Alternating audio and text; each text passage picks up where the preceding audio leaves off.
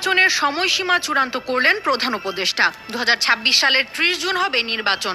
তথ্যটি নিশ্চিত করেছেন প্রেস সচিব শফিকুল আলম। তিনি জানান, 30 জুন নির্বাচন অনুষ্ঠিত হবে, এর বাইরে যাবে না। প্রফেসর ইউনূস এক কথার মানুষ। 24 মে রাতে প্রধান উপদেষ্টার বাসভবন যমুনার বাইরে সাংবাদিকদের সঙ্গে আলাপকালে কথা বলেন প্রেস সচিব। বিএনপি, জামাত ইসলামী ও এনসিপি নির্বাচন নিয়ে সুনির্দিষ্ট রোড ম্যাপ চেয়েছে। এ বিষয়ে প্রধান উপদেষ্টা জানিয়েছেন, ডিসেম্বর থেকে জুন এই সময়ের মধ্যেই নির্বাচন হবে। আর এখন 30 জুনকেই নির্দিষ্ট তারিখ হিসেবে বলা হচ্ছে। একই রাতে প্রধান উপদেষ্টার বাসভবন যমুনায় দেশের চলমান রাজনৈতিক পরিস্থিতি নিয়ে পৃথক বৈঠক করে বিএনপি, জামাত ইসলামী এবং এনসিপির প্রতিনিধি দলগুলো।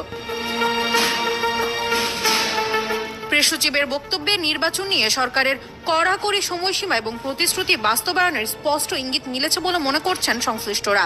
এখন রাজনৈতিক মহলে অপেক্ষা কেবল নির্বাচনী রোডম্যাপের আনুষ্ঠানিক ঘোষণার।